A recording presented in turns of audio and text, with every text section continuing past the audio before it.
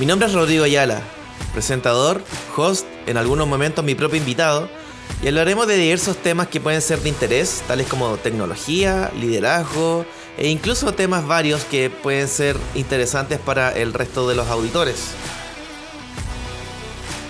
Sin más preámbulos, comencemos con este nuevo capítulo llamado Cuando la oscuridad cae.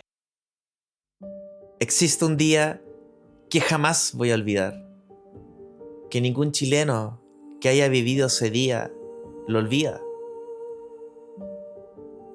Es aquel sábado 27 de febrero de 2010, a las 3:34 de la mañana, en donde hubo un terremoto de magnitud 8.8. Yo estaba en Concepción,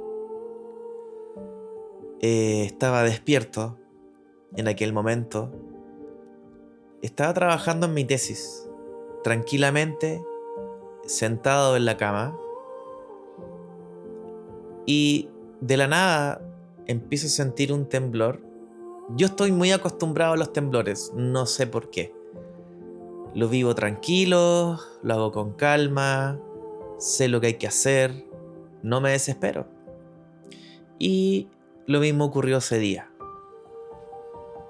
El temblor empezó a ser largo, empezó a ser cada vez más fuerte, hasta que ya hubo un momento en que sentí que ese temblor era más que un temblor. Me hizo sentir extraño, hasta que ya hubo un momento en que el movimiento era insoportable.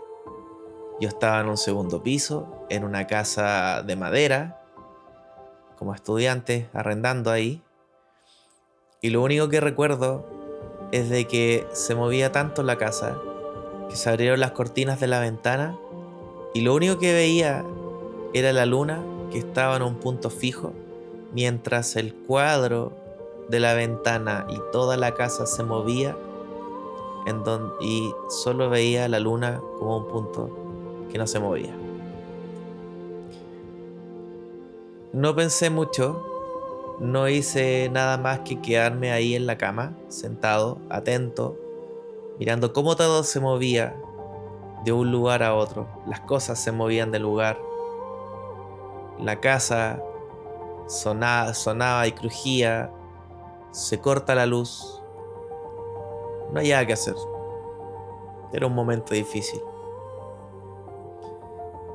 En eso que termina el temblor, según yo, dije, wow, qué temblor más largo. Intento bajar hacia el primer piso. No veo nada extraño. Toda la gente nos gritábamos si estábamos bien o no, nos preguntábamos. Al parecer estábamos todos bien. En eso se me ocurre acercarme a la puerta principal. Y creo que viví un momento demasiado surrealista en donde pensé que no estaba viviendo la realidad. Pensé que estaba viviendo en un sueño o viviendo algo que jamás había imaginado que iba a ver. Y es de que abro la puerta y todo el pavimento estaba absolutamente partido, absolutamente todo lleno de tierra, los cables eléctricos tirados en el suelo, gente desesperada, gritando, gente en pijama, bebés apenas cubiertos, y lo único que nos iluminaba era nada más que la luna, que estaba en luna llena. Estábamos todos nerviosos, nadie sabía lo que pasaba. Todos incluso especulamos de que el terremoto, el epicentro fue en otro lugar. Y pensábamos en conjunto, como colectivo de los que estábamos ahí, de los que vivíamos en esa casa, más los que estaban viviendo en la calle. Pensábamos, si el terremoto fue fuerte, se sintió fuerte acá, ¿cómo habrá sido el epicentro? Y especulamos en distintas partes del país en donde pudo haber sido el epicentro, pero en su mayoría la gente pensaba que era en el lugar donde vivían sus familiares. Yo no lo niego. También pensé de que pudo haber sido Linares, Talca, cerca de mi familia. La gente empezó a llorar, todos pensando de que se les había muerto un familiar. Y eso fue bien difícil de poder contener a la gente, en mentirles y decirles tranquilos si están todos bien, sabiendo que eso era mentira. Pasó la noche, hubo un remesón de menor intensidad, pero nos despertó la alerta. Hasta que ya amaneció, ya eran cerca de las 7 de la mañana. Y ahí vimos el desastre que había ocurrido realmente. Estaba todo lleno de tierra, todo quebrado, casas caídas, casas desmoronadas, casas inhabitables. Y no teníamos luz, no teníamos agua, no había nada, ningún servicio básico. Me acuerdo que en ese momento todo era ayuda entre todos. Nos acompañamos, nos ayudamos. Yo, como buen estudiante, andaba sin dinero porque era fin de mes y la ayuda de mi papá no pudo hacerla llegarla antes del terremoto. Y hubo gente de buena fe que me ayudó, que me alimentó, que si no fuera por ellos y que no sé cómo agradecerles hoy en día, yo estaría con mucha hambre en ese momento, desesperado, sin saber qué hacer. Mucha gente intenta ayudar al resto, entre esos yo. Mi única ayuda que podía ofrecer era poder sacar escombros, limpiar partes que eran necesarias para poder acceder a sus casas principales, etc. Luego nos dimos cuenta que la casa quizás no era tan firme como para poder vivir en ella, lo cual dormimos en un sillón en la calle. Hacía mucho frío, mi cuerpo estaba helado. Fue difícil soportar el frío de la noche y además el temor de que nos asaltaran. Había gente que estaba robando, saqueando casas abandonadas. Nosotros lo único que hacíamos era guardia de 4 personas. Íbamos turnándonos de que una persona iba quedándose despierta mientras el resto dormía.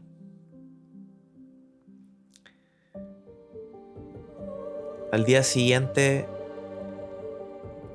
necesitábamos agua de forma desesperada para distintas cosas, para beber, para bañarnos, lo que sea.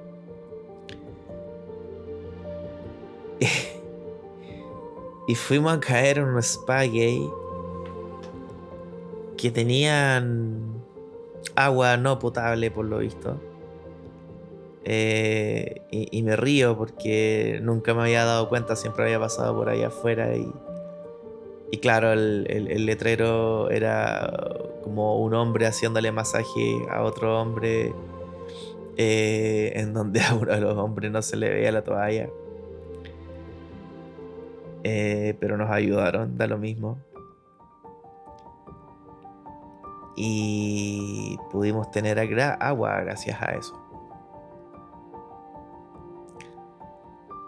Luego de eso las cosas empiezan a ponerse complicadas. La gente empieza a ponerse hostil, se empiezan a desesperar todos.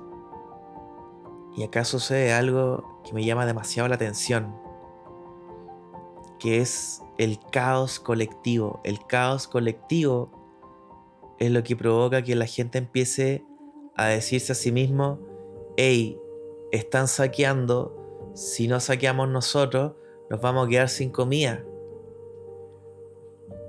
Y fue de locos ver gente con carros llenos de comida que era absolutamente innecesario. Cerca de donde vivía yo había una molinera. En realidad ahí, bueno, vendían harina y se llevaban cantidades y cantidades de sacos que yo decía, no van a terminar nunca de cocinar todo eso. Fue bien triste. Y cada vez se empezó a poner todo más hostil.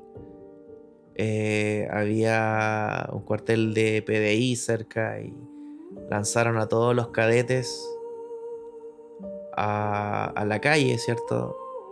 Con armas, que era ver niños armados y que a mí me daba miedo pasar cerca de ellos porque no tenían pinta de no saber ocupar esas armas.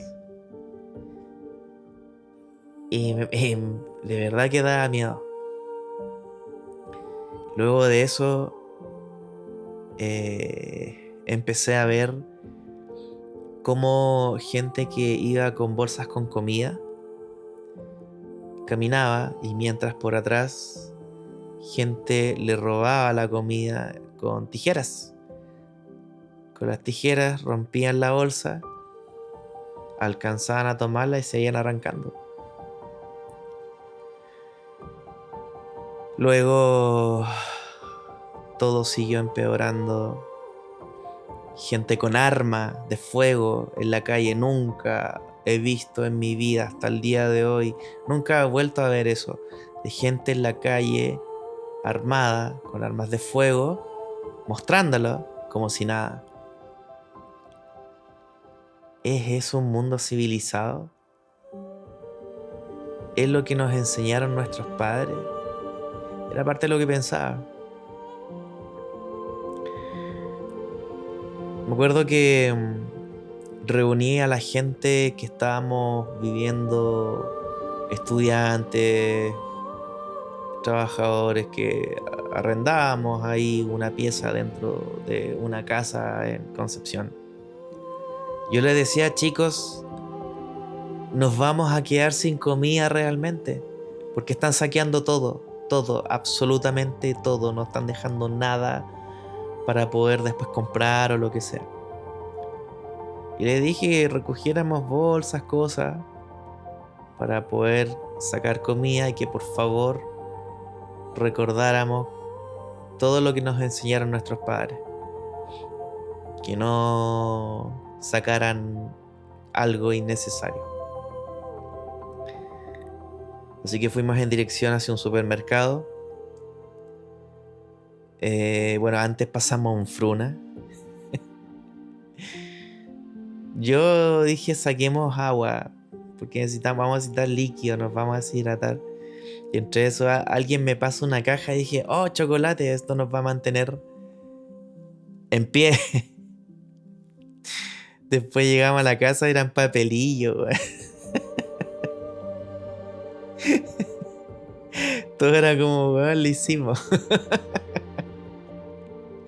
Yo no fumaba nada y ninguno fumaba nada, pero era como chistoso. Y cuando fuimos ahí al supermercado, nos acercamos, habían carabineros. Dijimos: ok, no nos acerquemos porque nos pueden llevar detenidos. Y en eso veo que pasa alguien en bicicleta y tira una molotov dentro de una tienda La Polar que está al lado del supermercado.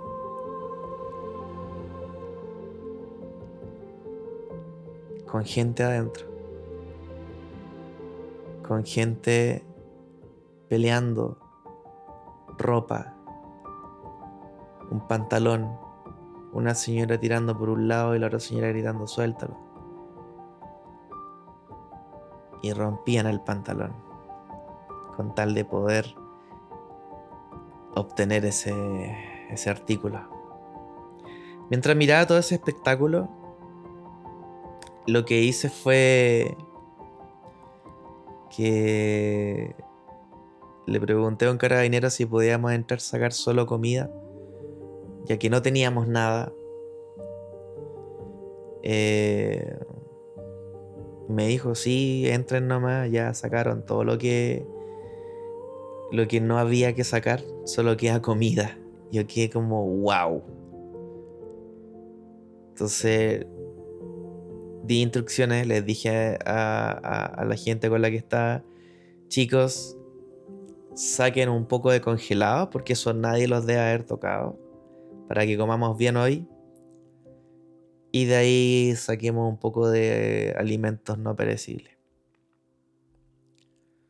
como fideos, arroz y cosas así. Sacamos lo justo y necesario, con miedo a que nos incendiáramos, porque al lado se estaba quemando la Polar. Y la gente es muy loca, porque entró a la tienda e intentó robar celulares a pesar de que se está incendiando todo. Fuimos a la casa, dejamos las cosas.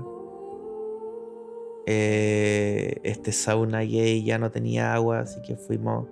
Nos habían avisado de que cerca de este edificio que se había demolido, caído, ahí estaban repartiendo agua y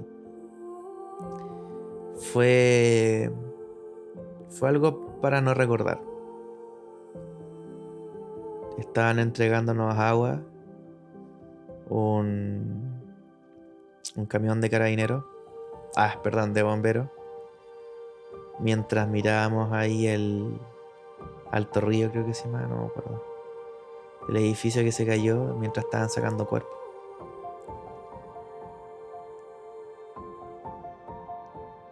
Fue difícil.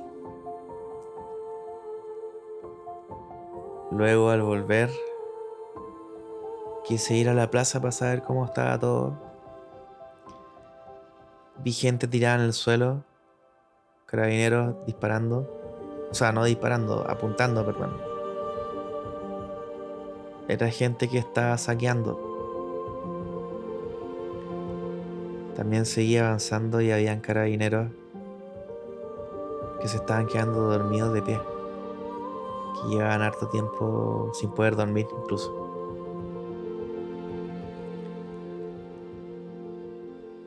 Y ahí cuando llega ese momento es cuando yo me doy cuenta que hay un caos ya imposible de manejar. Lo que hice fue encerrarnos en la casa,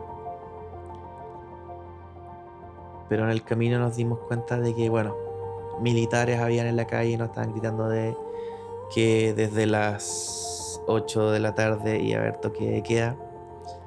Y bien necesario fue, porque la gente empezó a crear un caos generalizado en donde inventaban cosas como que había que ponerse un pañuelo en el brazo. Si no te ponías un pañuelo blanco en el brazo, significaba de que no eras del sector y que supuestamente ibas a robar. Vi cómo pasó un ciclista y lo apalearon. Esta persona dijo que solamente iba de paso para su casa, pero lo apalearon. Vi cómo lo golpearon. La gente estaba desesperada, pero esa no era la forma. Cuando fue el toque de queda ya no podíamos seguir durmiendo en la calle. Entramos al sillón a la casa en alguna parte donde no hubiera peligro. Tuve miedo porque justo podía mirar directo hacia la puerta principal y escuchaba cómo los militares disparaban directamente afuera de la casa. No voy a decir que en dirección hacia la casa, pero se escuchaba las ráfagas No sé si estaban jugando, no sé qué estaban haciendo, pero daba temor. Daba muchísimo temor.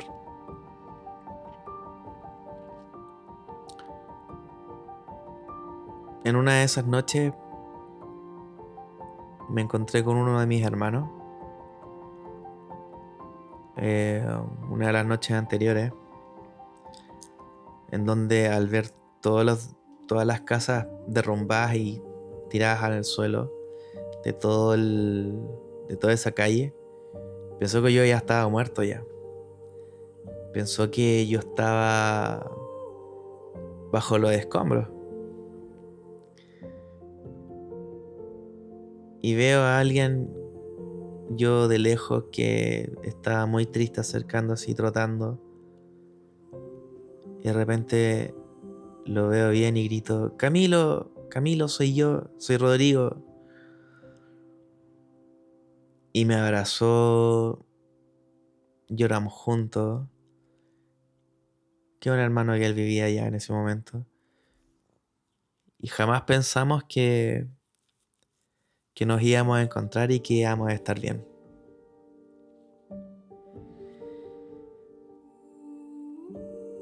Y luego de eso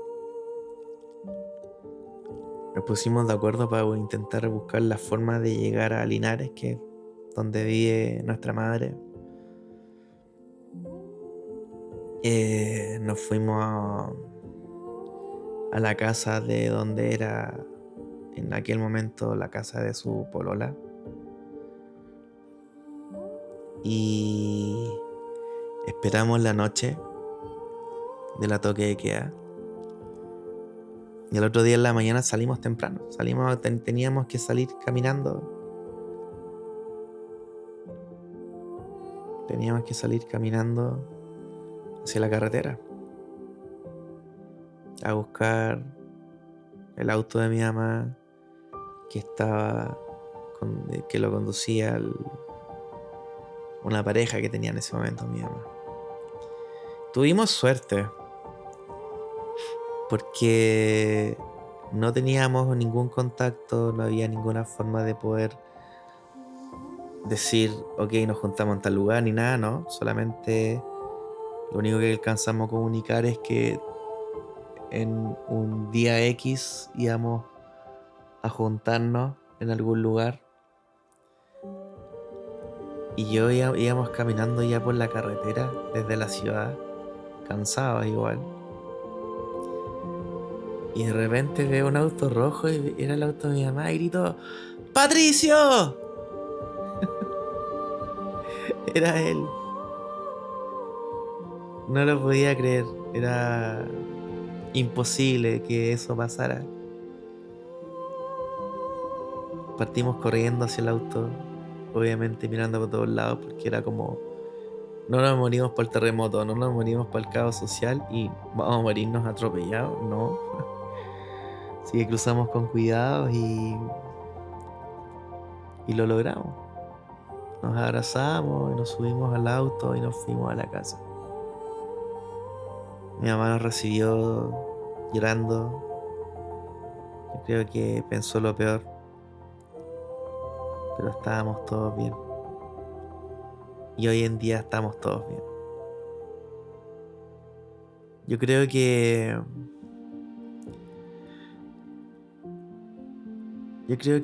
el caos colectivo es súper difícil de manejar. Pasó mucho, por ejemplo, esto de que la gente gritara que hoy viene una turba, famosa turba que nunca hubo. Pero todos decían que venía una turba, que venían a robar, que iban a arrasar, que venían a matar. Lo chistoso es que nunca hubo una turba, pero la gente actuó en base al miedo, en base a creer algo que no había fundamentos, que no había testigos directos ni nada por el estilo. Y por eso como que no siempre creo como en conocimientos colectivos o creencias colectivas sin antes yo mismo verificar esto. Y creo que es parte de una de las consecuencias del terremoto, de lo que viví, de los miedos que tuve y que tuve que pasar, y que fue por culpa de eso, porque la gente se desesperó pensando en lo que el resto le decía y se formaba este caos. De ahí nunca más creí en algo sin fundamento colectivo. Y acá estoy, vivo, con ciertos aprendizajes que saqué en aquel momento. Creo que los valores que uno va adquiriendo durante la niñez son súper importantes. Uno no los cree, pero es importante. Después vi la noticia de que habían incluso médicos que estaban llenando unos vehículos gigantes con un montón de comida que no la necesitaban.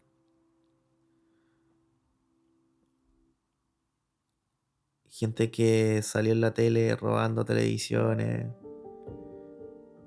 robando un montón de cosas. Entonces, para mí, cuando terminó todo esto, mi conclusión fue que el terremoto fue lo que menos daño provocó en cierta medida, sino que el daño más grande que fue provocado por nosotros mismos y fue provocado por el caos social. Para mí ese fue el temor más importante. Se inventó de que había muerto gente en distintas partes, que el epicentro fue en Santiago, en Talca, en Chillán, y mucha gente despavorida. Gente que por culpa de esas mentiras reventaban autos para ir a ver a sus familiares. Y así, por culpa del caos social y por el miedo, es de que en ese momento pasaron cosas extremadamente malas. Eso es lo que quería compartirles.